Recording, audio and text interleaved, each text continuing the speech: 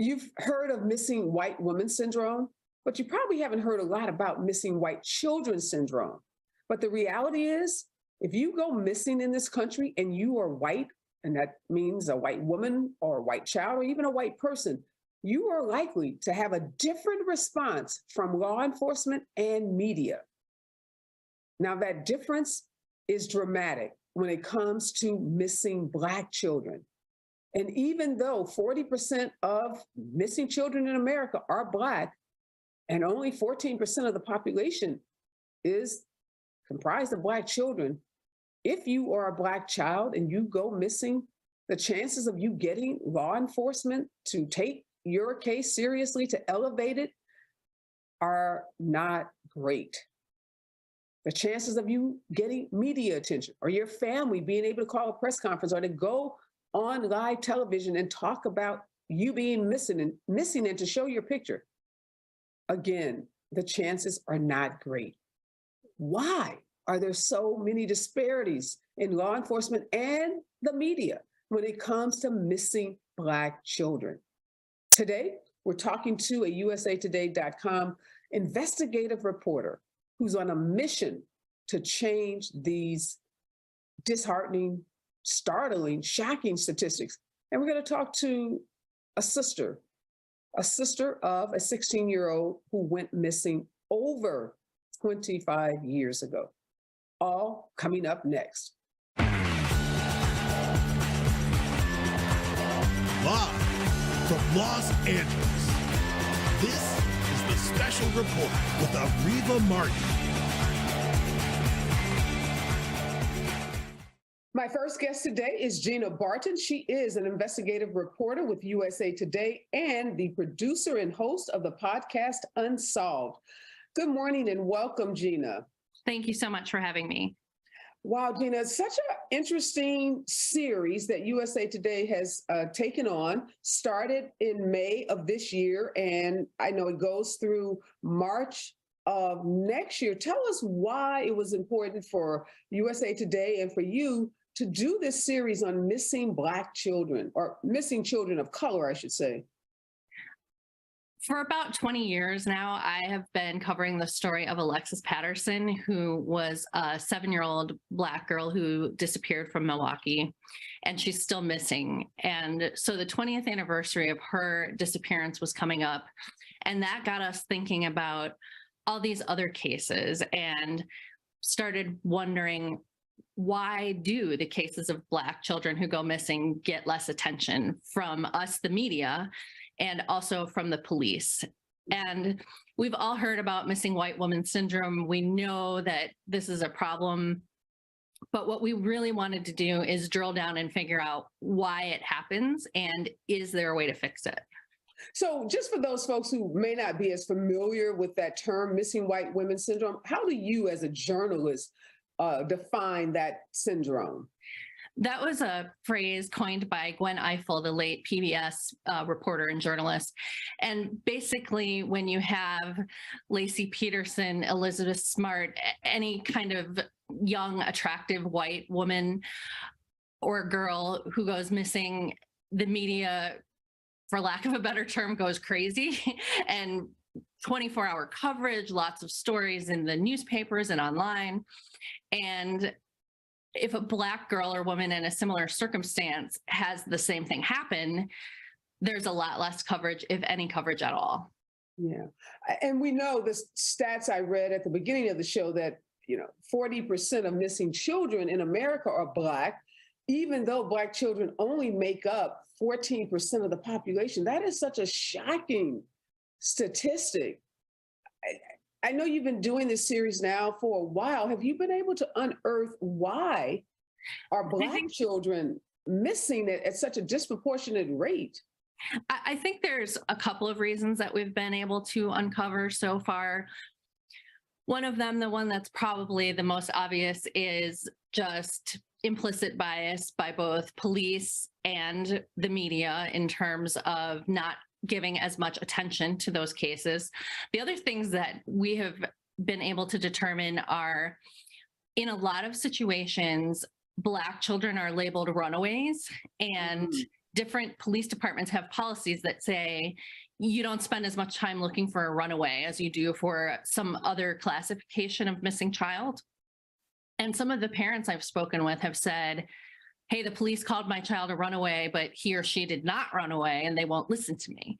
Mm-hmm. So that's an issue. The other issue that I think plays a part is that a disproportionate number of children in the foster care system are Black, and children tend to go missing from the system more often than they go missing from a home with their parents. Okay.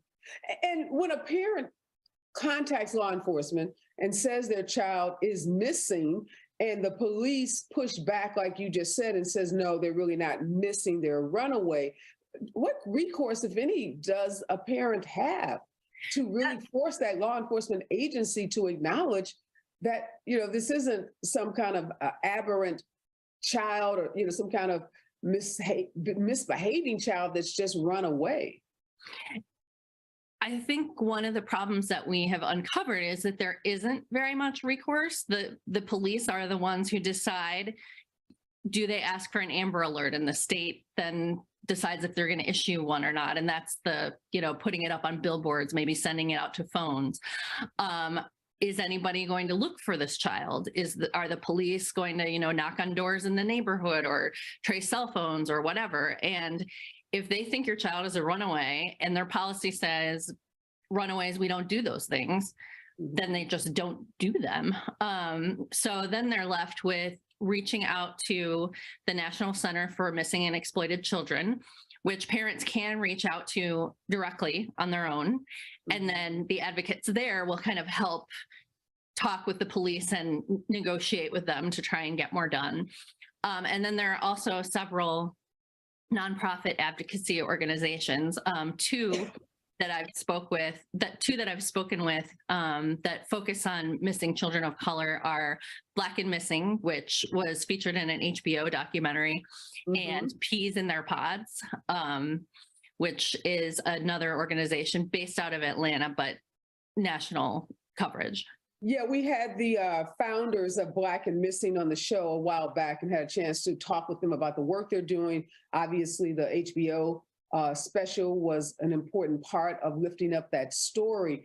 I'm just wondering, in your reporting, in your journalism, have you discovered that there are any cities or counties that are more responsive to Black families in particular when they contact them about a missing child? Like, is it better if you live in Atlanta or better if you live in Chicago? Have you been able to determine that?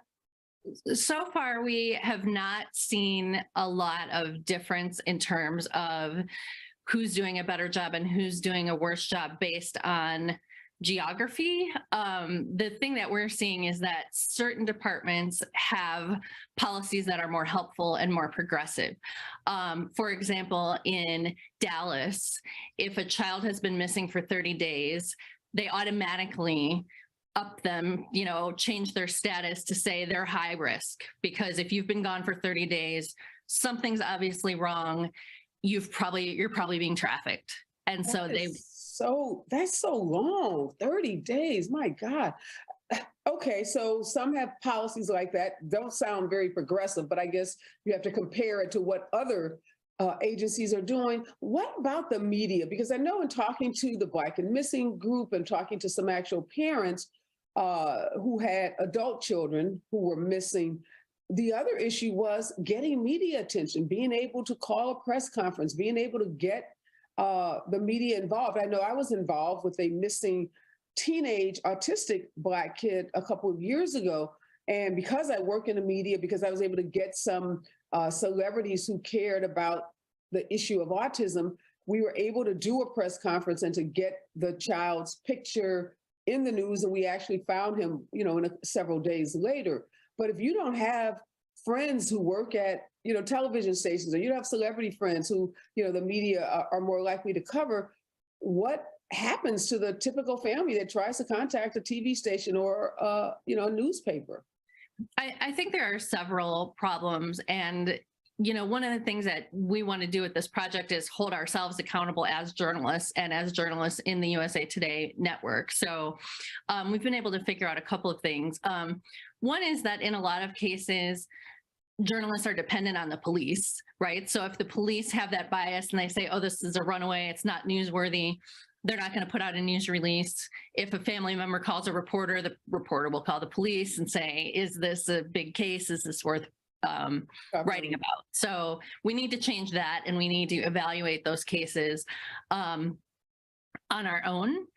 And the other issue that we have run into is, in journalism, we want to tell a story. So if somebody says this child is missing, the first thing we would want to do is talk to a family member, right? Talk to a parent or a sibling, aunt, uncle, somebody close to the child who can actually tell us the story of that child.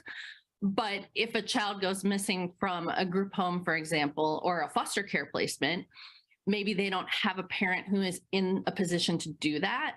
Mm-hmm. And so I think we need to work harder to find surrogates. Is there a pastor, a teacher, right, somebody else who can talk to us about that child? So one of the things we're doing through this project is we are featuring long-term missing children of color who did not get the coverage that they should have gotten back in the past. And we're trying to right that wrong now as we can.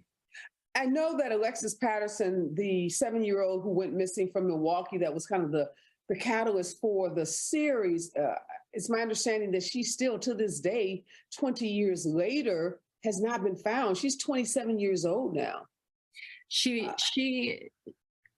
It's such a sad story, because even 20 years later, the police have still not cleared her mother as a suspect. Wow. So she's called the police to try to get help, has called the FBI, and they want her to take another polygraph test. She spoke with a cold case detective who said, when are you going to tell me what happened? And I just kind of feel like it's been 20 years. She's been out there in the media. She's in very regular contact with me and with other reporters. She had a big event on the 20th anniversary of her daughter's disappearance. And I just feel that if she had done something to her own child, would she be doing that? So the police's suspicion is that she maybe killed the child or something? Because she can't be hiding a 27-year-old, right? So right, no. Possible. Yeah, I mean, either that she killed her own daughter, or that she knows what happened.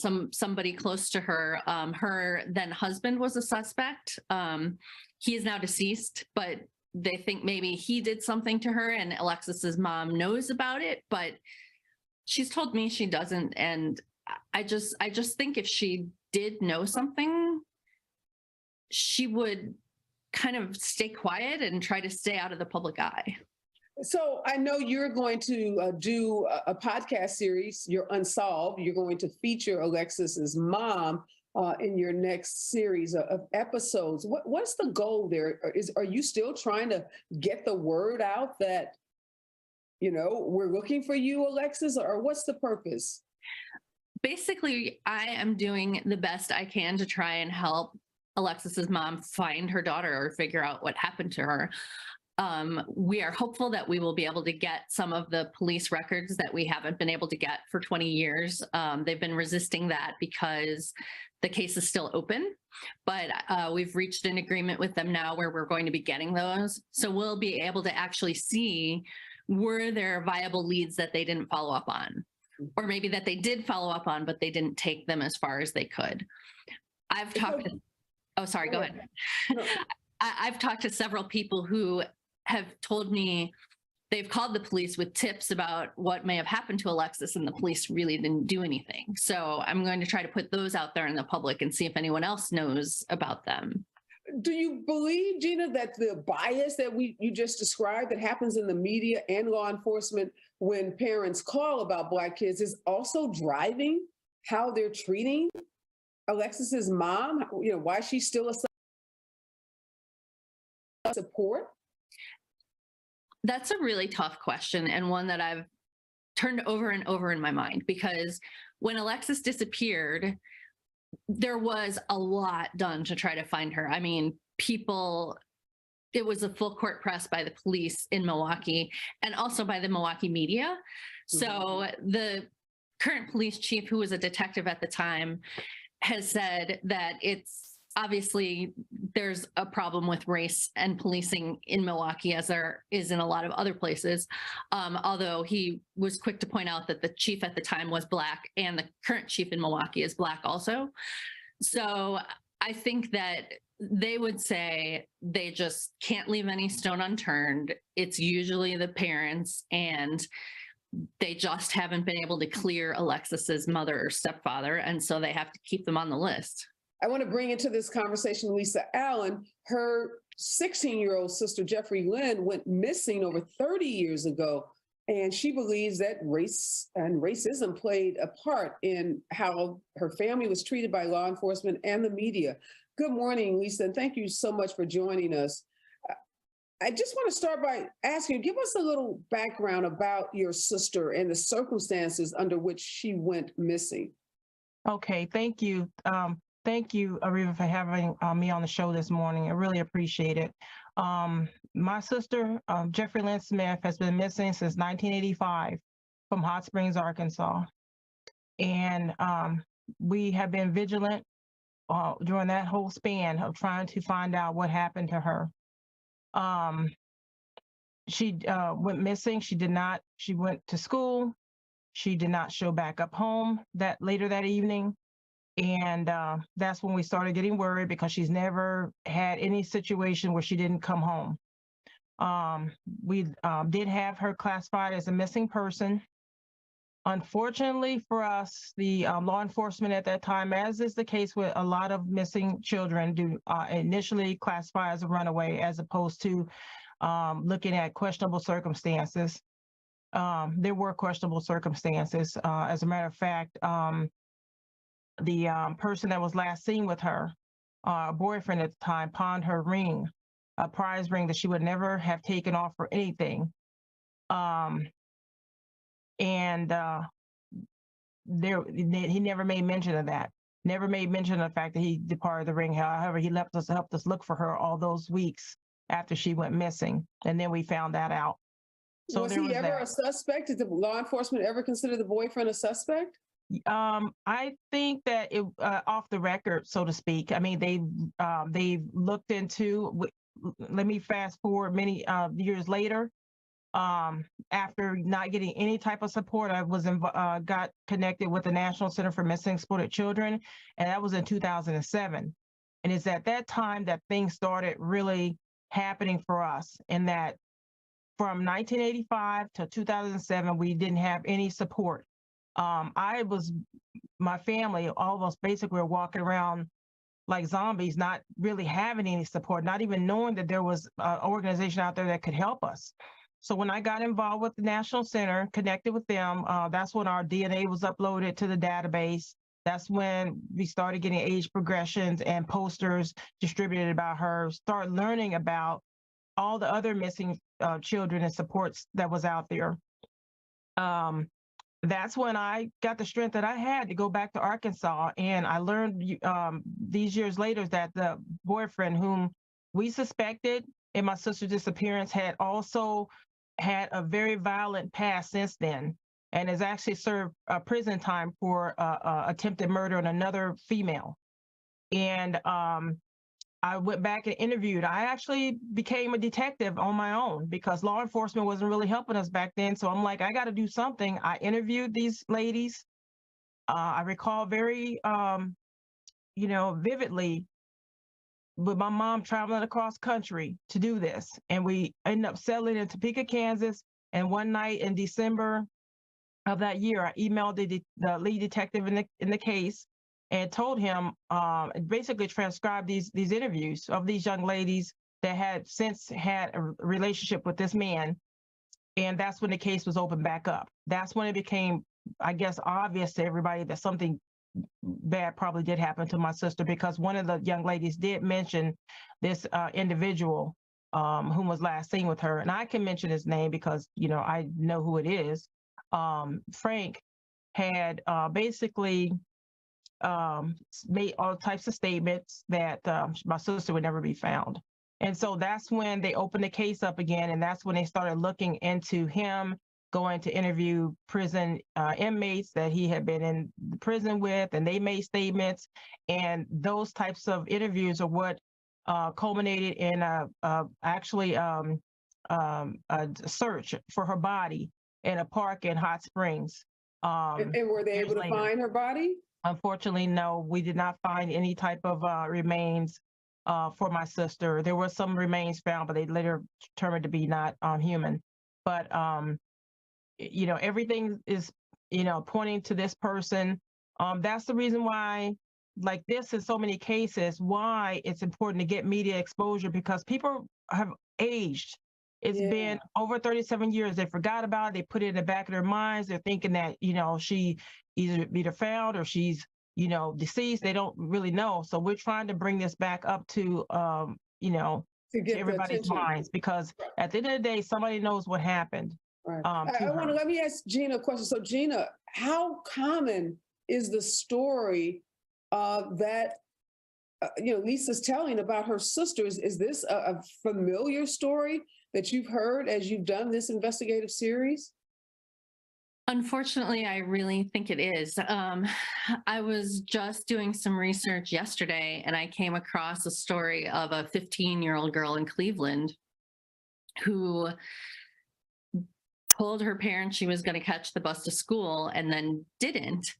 And they reported her missing. She was classified as a runaway. And a week and a half later, they found her body after her parents had said, she's been sexually assaulted by this ex-boyfriend. We think she's at his house. And apparently the police knocked on a door where the parents thought she was and said, is she here? And the people said no. And so they left. and then, tragically, they found her deceased. So I understand that police work is difficult and there are lots of missing children's cases, but it seems to me that somebody needs to take a look at this problem and figure out, why don't the police have the resources they need to pursue these cases? What can be done to help them overcome implicit bias or just bias in general? And the other thing is, I think that people need to realize, even if a child does run away of their own accord, a teenager, that doesn't mean they're not in danger. They could be trafficked, they could be attacked, they could be robbed, they have no food, they have nowhere to live, particularly 13, 14, 15-year-old children. They can't get a driver's license, they can't get a job.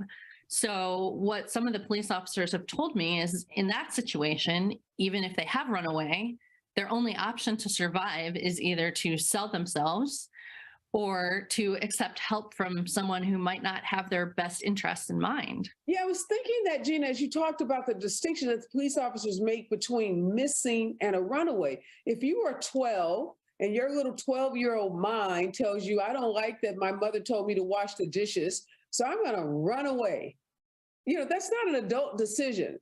That's being a petulant, compulsive child who probably 30 minutes to an hour later realizes that maybe wasn't the best decision. Now I want to go home.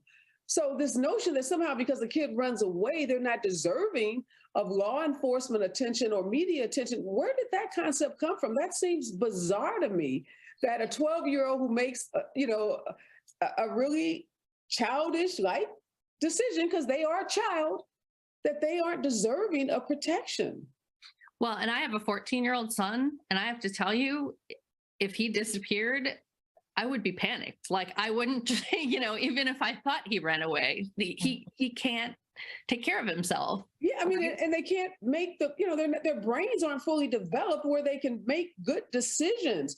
And the kid that gets angry, that storms out the house, once they get hungry, they start missing their television, they miss their, iPhone, their iPad, their they want to go back home. But as you said, somebody by then could have abducted them, could have, led them into some sort of danger. So do you know why police make this artificial distinction between quote unquote, you ran away or you're missing?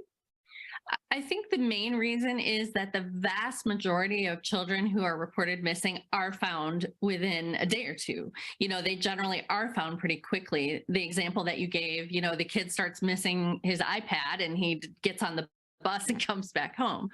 So I understand that the police don't have unlimited resources and they can't, throw 50 officers at every child who is reported missing right away. But it seems to me that the way they make those decisions is arbitrary.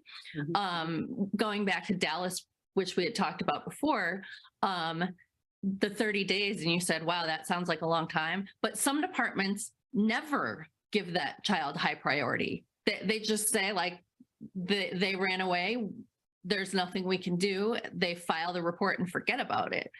So I think that some more has to be done on the front end in terms of it shouldn't necessarily be a cutoff age. It shouldn't be, do we think they ran away or not? There should be some other criteria that helps law enforcement figure out, is this a case that we should throw many resources at immediately? Because the reality is they just don't have the manpower or the finances to do that for everyone.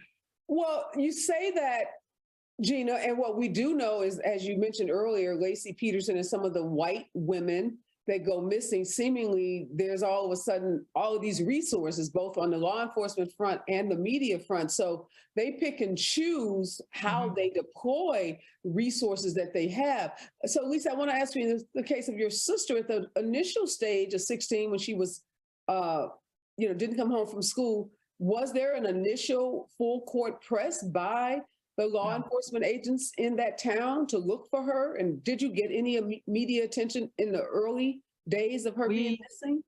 We received absolutely nothing. As a matter of fact, we had to pay for an ad in the paper. So that's what our exposure was.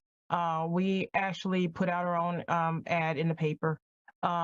And I will make a couple of follow-up points to what you've been saying. It is true that majority of the children are, in fact, have run away or may have a history of repeated running away. But the scenario remains true that there's predators out there, there's people, opportunists that are actually looking for those children, because when they, when they're vulnerable, when like you said, when they get hungry, they're sick, they start seeking out, friendships and comrades or what have you, and they stumble upon the wrong individuals, and that is when it goes a different direction. So there definitely needs to be more effort put into either task force or somebody dedicated to the runaway and the missing children, rather than having, like each officer, each person responding as the best as they can with their limited resources. And I will say there are some wonderful law enforcement officials and officers out there that do amazing work. I know when my sister's case was reopened back in 2007, Detective Leah and Clem, she went hard to try to help us. I mean, she pounded the pavement. She went out there, she re-interviewed people. And what was very discouraging was the fact that I had to look at the initial police report years later to say what was right, what was accurate, and all these types of things. And the police report actually said that they interviewed my mother, and my mother had said my sister had returned, which was a blatant, outright falsehood. And there were many falsehoods in there. They indicated that they had interviewed Frank, the suspect, and they had not. It was very, very disturbing. So there has to be not only more energy and focus put in those areas, but also oversight as well. So that these biased issues, you get fair treatment. I recall, like you said, when Natalie Holloway went missing, all of the media exposure, it was like blasted across every news cycle there was. And I recall, if my sister could only get one segment of that attention. Maybe this could have been resolved back then. So there has to be some kind of balance. I'm not going to, wish that no child get less coverage or what have you, but there has to be some balance, because at the end of the day, people knew about Natalie, but they didn't know about so many other children. Let me ask you this, Gina. What are you hoping through this investigative series that USA Today is doing? I know you said you're going back and giving news coverage, media coverage to those stories that didn't get the kind of attention that, they should have gotten. How are you engaging the public around these stories? In addition to putting those stories out on the website, we have been working closely with the National Center for Missing and Exploited Children and populating our Twitter feeds with a lot of the missing kids posters that they've been putting out and things like that. We are also going to, in the podcast, offer them some ad breaks where they can talk about different missing kids and refer people back to the website so that they can see the pictures. And we're interviewing people like Lisa and other family members of kids who have been missing for a long time to try to get them that exposure. So I realize that it isn't enough, and that, one news organization can't fix this overnight or alone. But we are really hoping that if we can get to some of the reasons that these things happen, we can make a change. So, for example, if we can get police departments to do away with that runaway designation, right, and treat all cases the same, that would be the kind of impact that I think would really help a lot of families. And I'm even thinking, Gina and Lisa, going back to JonBenet Ramsey, remember that case that got so much media attention? It became the subject of, movies and series. It was just, it was the media saturation. And then more recently, the Gabby Petito case, which is another case. And when Gabby's case was going on, we had a journalist, a woman who teaches journalism, but who used to also run news rooms at different television stations. And she said that the reality is that the folks that are in high positions in most news organizations tend to be white, mostly white males, and they just don't value Black women and stories about Black people the way that people of color who, if they had more of those positions would. What do you think of that? Gina, do you think that that is part of the problem, that the decision makers at the top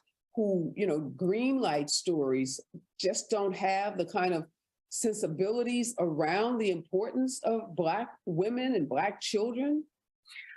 I haven't worked in television, so I can only speak to traditional newspapers. I think that is true, that white men run most of these organizations.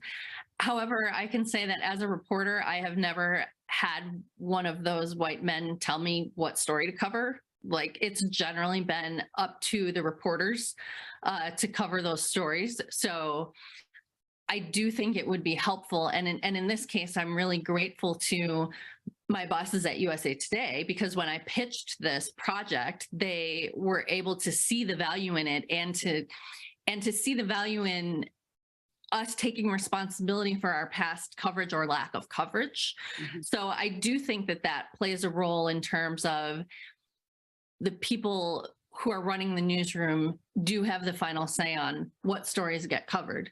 Mm-hmm. But at the same time, when it comes to individual cases, if Lisa or her mother would have called me way back when I was the police reporter, if I had been the police reporter in the town where her sister disappeared, I wouldn't have had to ask my editor, can I cover this story?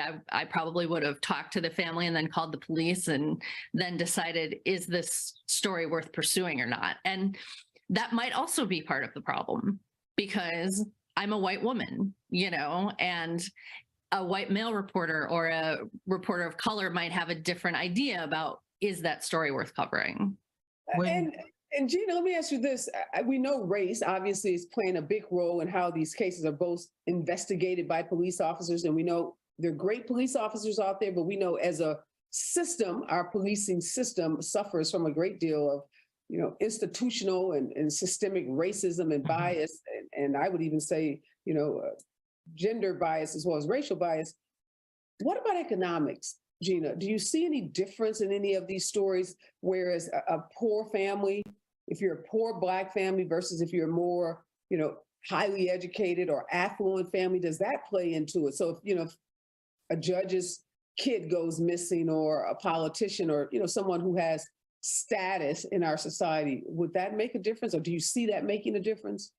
I definitely do see that making a difference. Obviously, if a judge's child goes missing, that's immediately news, because a judge is a person who's in the public eye, who's a public figure, who we've reported on before. So anything that happens to his or her family is going to be a story. The other point that you made that I think is really interesting is those connections, right? So if you are a middle class or upper middle class white family, you're going to know more journalists, you're going to know more police officers, you're going to know more people in power. Maybe you're going to have somebody who can refer. You're going to hire a lawyer. I mean, you're going to hire a high-powered lawyer who will have those connections, even if you don't have them.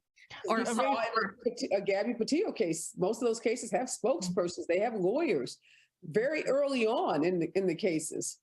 Areva, I wanted to interject something, if you don't mind. Yeah, go ahead. So the point you're making is so true. How do you bring your case out of obscurity? And that's where I started. In my sister's case, and I've tried to ride the coattails off of this. My mother and my grandmother both worked for former President Bill Clinton's mom. We're from Hot Springs, Arkansas, and that's where they, lived and raised children and all those types of things. So my mom and my grandmom actually was a housekeeper and babysitter from there. My mom babysitted Roger Clinton, and it wasn't until I actually started trying to use that connection that I actually started getting some attention. And that really is kind of like a sad commentary when you really think about it, that I had to go back and use my mom being a maid or a housekeeper for a prominent white man to get my sister some media exposure. But, at that point in time and moving in any means necessary. Did you think, Lisa, at the time, did you and your mom think, wow, okay, I cleaned the house for I guess this is in the 80s. So was Clinton in office? No, he was not in office, but my mom worked for them when he was at school in Oxford. Okay. And that's actually, my mom was pregnant with my sister, Jeffrey Lynn Smith, when she was working for them. And matter of fact, because Mrs. Dwyer and this is the story, her husband at the time, Jeffrey, did not have children together. My Mrs. Clinton Dwyer at the time was a nurse anesthesiologist for my mom, because my mom didn't have the insurance, and she wanted her to be comfortable during her birth. So she was there for her. And I went back and got the medical records. Did your family think about trying to leverage that relationship with this prominent white family at the time?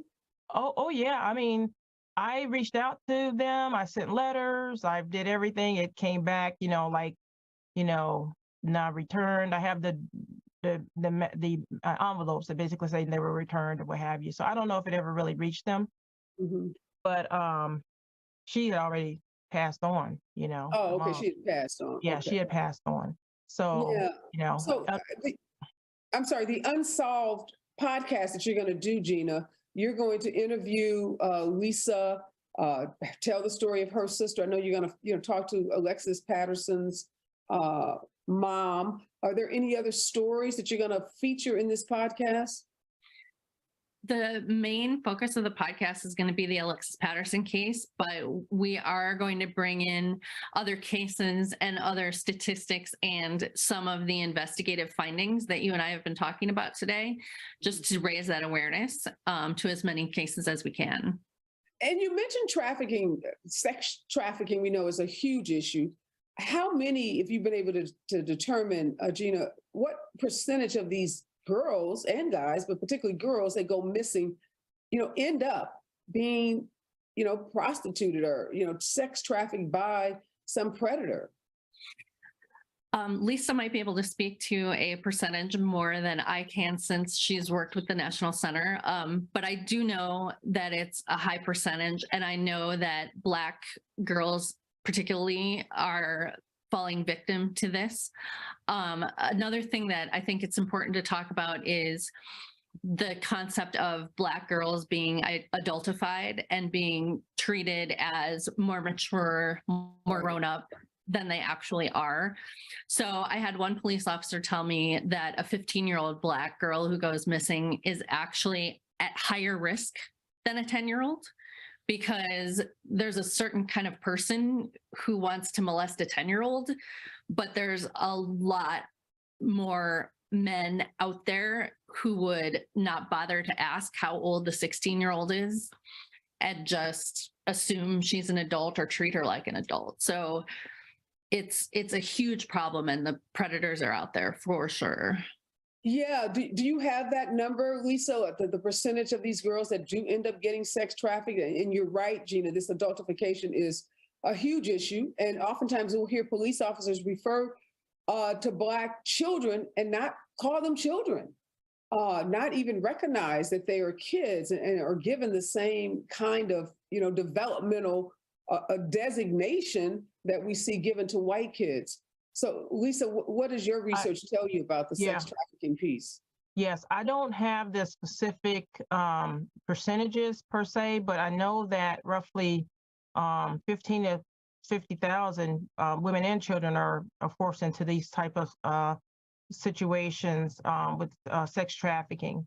We do have the National Center for Missing Exploited Children. I've been a consultant with them since 2016. Do have a special team set up to support the exploited children and their families. And so they outreach to them just as we outreach to those that have missing, runaway children or what have you to provide emotional support to those families. But the numbers are staggering. I don't have the specific percentage though. So Lisa, you now have dedicated your professional life. You said you're a consultant for the National Center for Missing and Exploited Children. When did you make that decision that your sister's case was so significant that you wanted to help other families? In 2007, when I started getting support from the National Center for Missing and Exploited Children, and specifically the Team Hope program. Team Hope is a program that is, funded by the Department of Justice. It's a program of family advocacy of the National Center. And all of the volunteers is a volunteer program where we reach out and support other family members. Every day children go missing, every day families need support. I started volunteering in 2007. And in 2016, I became a consultant. As a consultant, basically now I support a team of volunteers in the mountain region, providing ongoing training, coaching, and support so they can do the outreach to these families. I consider it a very healing. I feel like I'm doing work in my sister's name, so her life goes without, with meaning. And I think that's why we all do the work, because with that, us being, we don't like to say we're in this club nobody wants to be in, but we get strength from one another. And I feel like I've helped a lot of people in my sister's name. So with that being said, I think she's done a lot of work over the span of my engagement with them. That is amazing. And just kudos to you for taking something so painful and turning it into something so purposeful. Not many people could do that. Gina, I just want to end by asking you, what should we expect for the rest of this series? We're now in December. You said the series goes through March. People can find new articles, new stories approximately once every month on usatoday.com. What's upcoming in the series? Upcoming, we've got a couple of stories. The next two are about Amber Alerts, and Amber Alerts are not as easy to get as everyone thinks they are. So, for example, we're looking at a case in Indiana where a little boy disappeared with his 21-year-old emotionally and intellectually disabled aunt, and they were denied an Amber Alert, and he's still missing many years later. And then also working on a story about some of these age cutoffs. So some police departments will say any child 9 and under is automatically considered at risk. Any child 10 to 17 is automatically considered a runaway. So we've looked at more than 50 police departments, and we'll be able to tell you which departments have that cutoff at 9, and then some departments treat anyone up to 21 the same. And then early next year, we will have a big story where we will actually be able to quantify how often are police departments classifying Black children as runaways versus white children. So we've collected thousands and thousands of records from police departments around the country, and we're analyzing them right now to see how often do you have the exact same circumstances and a white child is treated differently? And is that happening more often in one department or another? So ultimately, what's your goal, Gina, through this series? Is it to change the policies of some of these police departments as well as some of these media outlets and their policies towards covering missing Black children? Definitely. I mean, as an investigative reporter, I always want my work to have impact. So the first thing that I really hope we are able to do is bring home some of these children that we're writing about, because they need to be found. They need to be able to come home. Their families need them. And then the other thing that I think we would like to be able to accomplish is to put the pressure on law enforcement and on state legislatures to implement some policies that are going to be more fair and effective when it comes to finding missing Black children. And so we'll have a story about that too, about here are some of the strategies that are working in various states or even other countries, and can we implement them here? And let's do that. Well, really, again, thank you for the work you're doing, Gina, individually, and thanks to USA Today for, as you said, giving you the green light and giving you the resources to be able to cover, these stories and help these families. And I know, as Lisa just said, obviously getting the kids back home is priority number one, but I'm sure for families, just being able to be heard, just for someone to say your child matters, your story matters, your pain, your grief matters, has to be so healing for these families who have suffered and lived through these. I mean, what's the most unimaginable trauma? I'm just thinking, when someone is dead, that's painful enough, but there's closure. But to be walking around every day thinking, my God, might I run into them in a grocery store? They may show up any place. That must be the most just painful way to kind of go through life. And Lisa, I know you as a consultant, do we know how many children are found? So Gina is hoping that we find some of these kids, that they get returned to their families through the work she's doing. Are there any stats out there through the National Center about how many kids just go missing forever? Do we know any of those stats? I actually meant to look that up before I got on here. I mean, our time was kind of mixed up a little bit, but I will say that as a consultant, we make these calls every day, basically. And the majority, I'd say, and roughly in the 90s, they come home, they are located. Majority of the cases that I have in my database right now, they have recovery status. Those calls are confirmed through the families. They say, oh, my child came back home, or either law enforcement, they're picking them up, because the posters have been distributed and people are giving leads, which I want to say that's so important. So if your viewers hear this message, one of the most important things you can do to advocate for missing children is to share the posters, because that's how they're found. Either sometimes they see themselves and they say, I got to get home, or the person's, there's been a situation where people that they were hiding out with saw the posters and said, oh, this is serious. I need to get this person back, this child back home. Right. So that's important. But the majority of the children are found. We do unfortunately have situations where children are recovered deceased. We do have situations where children are missing for long-term. We have long-term missing cases, such as myself, where they have never been any leads. So it's just heartbreaking. I want to ask you finally, Lisa, is the center doing anything to address some of the issues that Gina talked about in terms of either helping to address this implicit bias in law enforcement, or to address the implicit bias in media coverage so that we are not saturated with white missing people and children and, totally devoid of coverage for Black children? And obviously, we don't want to take coverage away from white kids. We want them found too. This isn't about either or. It's not a binary choice. Find the Black kids or find the white kids. We want all these kids to be found. So is the center doing anything with respect to helping change some of these systems?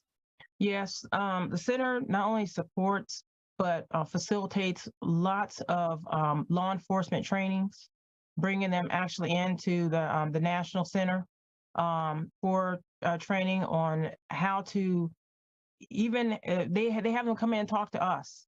I've been in the rooms with law enforcement lead detectives and chiefs, and basically let them know our perspectives. And I think that's important, to really hear the voices of not only families of missing children, but the missing children of color. Yeah. And I do know that there's ongoing diversity initiatives within the National Center and within our the program to help people understand again how implicit biases play out, and the importance of media exposure and those types of things. I know that the National Center has outreach to quite a few families with missing children of color, to provide media exposure on the website out there. They've done blog posts. They do media blasts via Facebook, and programs and platforms such as yourself, such as this, is so critical, because we know that social media is like, it's not what we call quote unquote mainstream, but it gets out there. Things they can take off very quickly. So I'm very appreciative of being on your show today, and I will take this with me and I'll share, and in hopes that we get some answers from some other families as well. So really, thank you for giving us this opportunity. Well, thank you for, again, having the courage to take that unimaginable situation with your family and become a leader now and a voice for those families that don't have a voice. Again, if you have a child that has gone missing, the National Center for Missing and Exploited Children has resources, as Lisa just shared with us. They have support groups. They have, strategies and tools that you can use to help find your child. There's also missingandblack.com is another resource that families can turn to. And again, I want to make sure everyone is following Gina Barton and the work that she's doing with the USA Today series. Hopefully your work, Gina, will inspire some of the other mainstream print organizations, the New York Times, Washington Post, LA Times, so many of them. I'd love to see them step into this space and use their enormous platforms in the way that USA Today is using its platform to elevate this story and elevate the stories of Black children, because our children matter. They are just as precious to our communities, to our families, and to our nation as, all other children are. So again, thanks, ladies, for the work that the both of you are doing. Look forward to that podcast, Unsolved. When will the first episode drop, Gina? We're planning on dropping the first episode in late January, early February. Okay. And again, that's Unsolved, and where can it be found? It can be found on the website of the Milwaukee Journal Sentinel. And also, if you just pull it up in Spotify, Apple Podcasts, the first 3 seasons are there now. So people can start listening and subscribe, and then they'll be notified when the new season begins.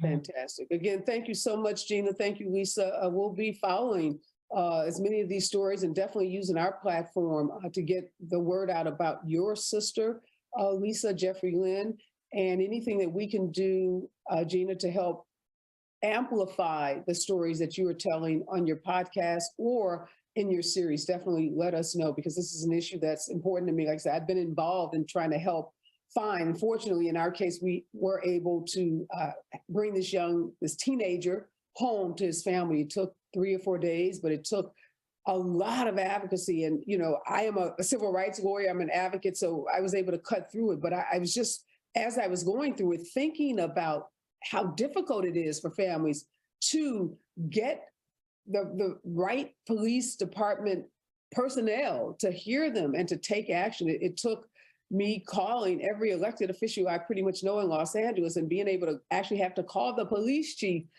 to get this kid's case elevated in the way that it needed to be elevated. But because of that work and the work of the community in Los Angeles, the autism community was very helpful. We were able to bring this kid home. So this definitely takes a village. This work takes a village, and it takes all of us to be dedicated to this work. Again, thank you, ladies, for joining me this morning. I want to thank Lisa for her courage. I mean, it takes a lot of courage to have such a painful experience, to still have no closure with respect to the missing status of her sister, Jeffrey Lynn, but then to take that, as she said, to go into the town where her sister went missing, to become herself a detective, an investigative reporter, to do interviews, and then to use that information to try to re-engage law enforcement. And then to take everything that she learned through that process to become a volunteer with the Center for Missing and Exploited Children, and now a consultant where she is actually leading a team of volunteers. That is the ultimate definition of a servant leader.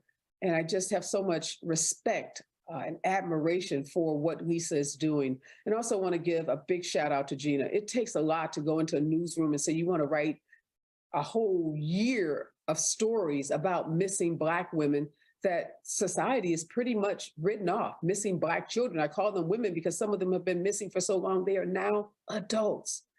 And even though Gina said her white bosses have never denied her, any opportunity to tell a story that she wanted to tell, I know from so many of my friends who are journalists, who are both in print media as well as work in television, that that's not always the case, that they often get shot down when they try to tell stories about Black people, whether it's missing Black people or even sometimes just a positive story about a Black person or a Black family. So again, a lot of respect for the work that Gina is doing. Hope that that work leads to, as she said, some real policy changes, that legislatures around this country start looking at what they can do to make it easier for Black families to get the support they need from law enforcement and media when their children go missing. And hopefully, as I said to Gina, other networks, other print media organizations will follow the lead of usatoday.com and dedicate some of their time and some of their resources to elevating these stories to the kind of national prominence that they deserve. And I'm hoping my friends in TV, in the news business, whether it's cable or network, also start to look at how these stories are being told. And again, as I said, don't choose not to cover the white missing people or white missing children, but don't exclusively cover those stories while you totally ignore the stories of Black missing children and Black missing people. Our kids are valuable. Our kids have value. They have worth, and they are kids. A 15-year-old is a kid. A 15-year-old is not an adult, despite what predators may think. So even when a teenager goes missing, and running away in my book is missing, if you leave home and you don't return, you are missing. This false designation of runaway versus someone who is missing is causing us to lose valuable time and resources that should be deployed in the early stages when a family calls a law enforcement agency to say, my child hasn't come home. We can deal with whether the child made an active choice to walk out the door or whether someone abducted the child. But the fact is, they are children. And when they are missing, they are in danger and they need our help. They need the help of law enforcement. They need the help of media. They need the help of community. So you can volunteer yourself. You don't have to be in law enforcement. You don't have to be in the media. You can volunteer with the center by contacting missingkids.org. And if you have a child or you know of a child that is missing, make sure you contact the Center for Missing and Exploited Children. Again, their website is missingkids.org. That's the National Center for Missing and Exploited Children. And make sure you follow Gina's brilliant series on missing children. Every month, she drops a new article about a family trying to help bring that person back. And then follow her podcast. Go, as she said, to Spotify, Apple, find that podcast and make sure you follow the Alexis Patterson story that she says will start to drop at the end of January. These are such important stories. And Lisa and Gina were thanking me, but I want to thank them. It is my honor, it is my privilege to be able to use my platform to help give a voice to those missing children and to hopefully help move policymakers in the right direction so that we aren't talking a year from now, 5 years from 10 years from now about the fact that Black children go missing and no one seems to care. Be safe out there and remember, we're all in this together.